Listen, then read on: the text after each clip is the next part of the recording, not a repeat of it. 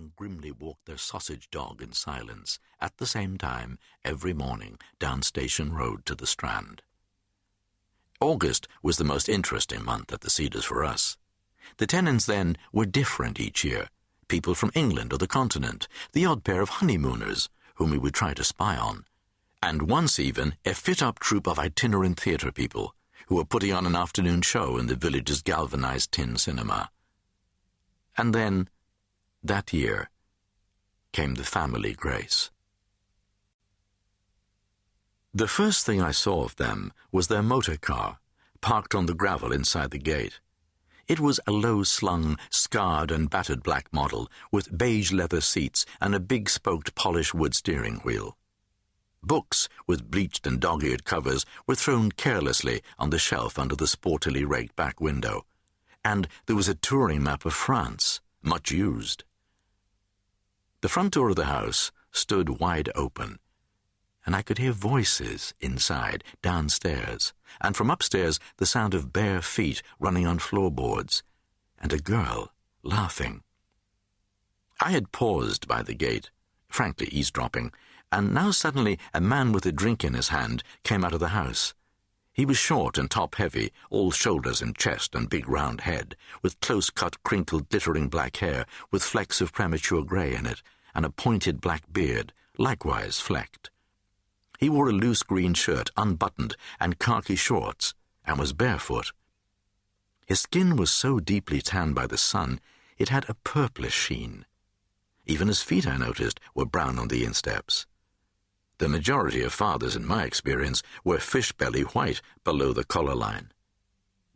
He set his tumbler, ice blue gin and ice cubes and a lemon slice, at a perilous angle on the roof of the car, and opened the passenger door and leaned inside to rummage for something under the dashboard. In the unseen upstairs of the house, the girl laughed again, and gave a wild, warbling cry of mock panic, and again there was the sound of scampering feet. They were playing chase, she and the voiceless other. The man straightened and took his glass of gin from the roof and slammed the car door.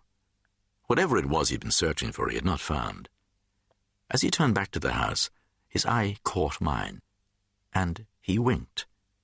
He did not do it in the way that adults usually did, at once arch and ingratiating.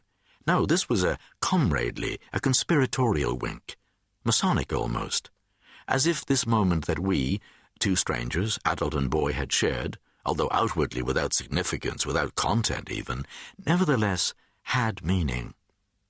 His eyes were an extraordinary pale, transparent shade of blue.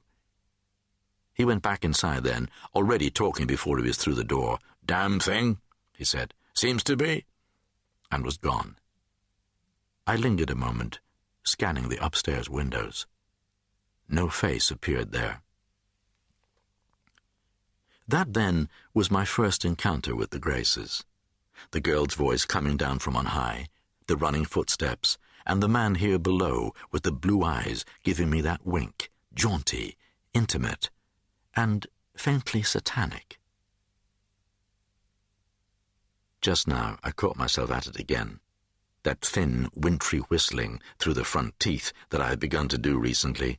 Teetle, teetle, teetle, it goes, like a dentist drill. My father used to whistle like that. Am I turning into him? In the room across the corridor, Colonel Blunden is playing the wireless. He favours the afternoon talk programmes, the ones in which irate members of the public call up to complain about villainous politicians and the price of drink and other perennial irritants. "Company," he says shortly, and clears his throat, looking a little abashed, his protuberant parboiled eyes avoiding mine, even though I have issued no challenge. Does he lie on the bed while he listens? Hard to picture him there, in his thick grey woolen socks, twiddling his toes, his tie off and shirt collar agape, and hands clasped behind that stringy old neck of his. Out of his room he is vertical man itself, from the soles of his much-mended glossy brown brogues to the tip of his conical skull. He has his hair cut every Saturday morning by the village barber, short back and sides, no quarter given, only a hawkish stiff grey crest left on top. His long-lobed leathery ears stick out.